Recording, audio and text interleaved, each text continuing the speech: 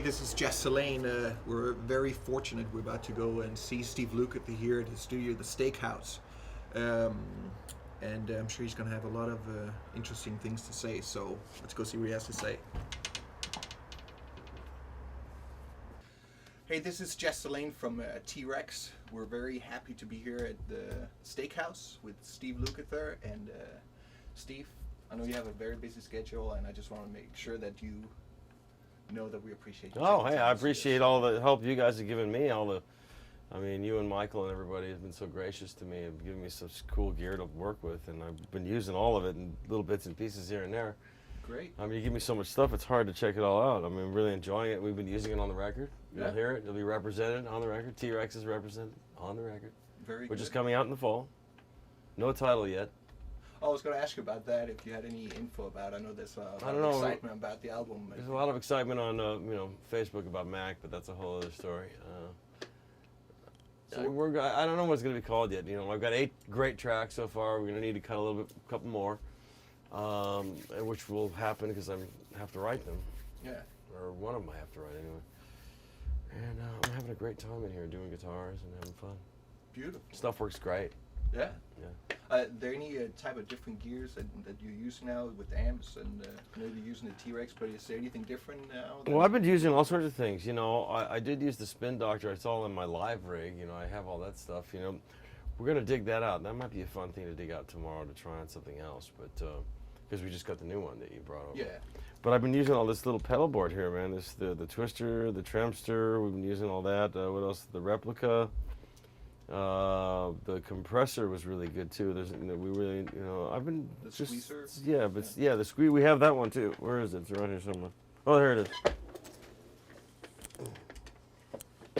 is. This is a cool box because it's rather transparent. It doesn't really, a lot of them color the sound a lot. This is like you put it on and it just doesn't suck everything all up. It just kind of gives a little extra love, So we've been using this a bit. So So the tube sound of the compressor. You can. I mean, anything with a tube in it's got to be good, right? Yeah. Come on. I mean, we all use all this digital stuff. You hear you got this. But we have this old console here too. So this thing is like legendary console from EMI Neve. You know what I mean? So we're trying to mix the old and the new. Yeah, the studio looks great. Thank you. It's great to be here and see how everything's set up and everything. Thanks. So, do you have any idea when we can expect the album to It'll be out in the fall. Fall. I don't have an exact date. That could be anywhere from September 15th on. I mean, it won't be the end of the year because I'm going to go out and do some touring before that at the end of the year. Okay. Start putting together that. The tour usually ends up about 1.5 years, 2 years. Are you going to do some touring in March too coming up, or were you going to? In March? I'm going to Japan and Asia with a special little all-fusion band with Randy Brecker, Bill Evans, Robin Ford, Daryl Jones, Steve Weingart, and Rodney Holmes. Beautiful. We're kind of showing up in Japan, meeting for the first time. And that's going to be a full-on, whacked-out jam session every night. We got Brecker Brothers tunes. Like everybody's bringing in a couple of tunes, and we're all just going to show up and play them. And we get one little one through, and we're off. Man, you wouldn't want to miss that. No, it's going to be fun. We're going to do 3 weeks of that, and then I come back here and dive right back in here and try to finish up as much as I can. Then I'm going to do a few clinics in France and UK. Beautiful. And then I'm going to come back and we're going to be doing a lot of stuff via phone. And whatever's left over, and hopefully have this in the bag with all the mixes as soon as possible, actually. Yeah, so you have a very cool way of explaining when the things are ready for a mix. Well, the key to everything is the state of Nigel's penis, but right now I can't really comment on that. That's Nigel, by the way.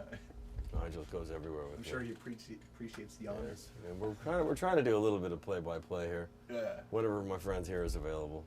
We've been friends for 150 years, so it's easier to do me a solid on that one. But. So what are if you can tell us a little bit about the musicians that you used and. I'm using my live band.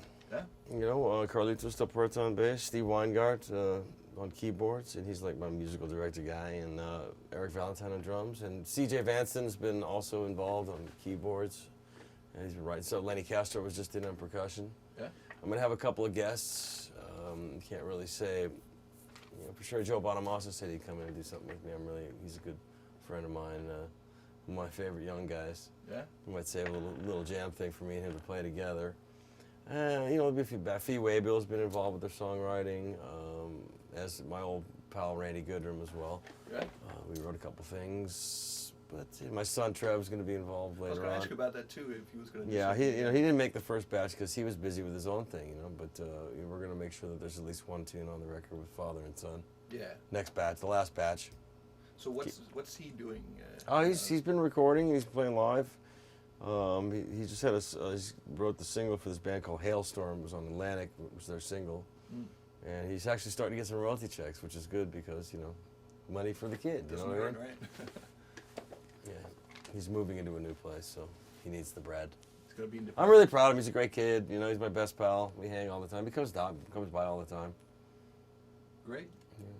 Well, I was going to ask you also, are you, you've been known to use a lot of rack, but are you going for more simple setup these days? Yeah, I'm going for simple setup. I mean, like I said, Bob Bradshaw's right now in the middle of building me a brand new pedal board, which I'll be able to pull things and add things, depending on what I want to do. Yeah. It's 70 pounds, so I can take it anywhere. Yeah. Because we live in this world now where freight has just made it virtually impossible to take all this crap around that we used to do. I mean, just sending my rig from here to there by airplane would be $20,000. Yeah. Just me.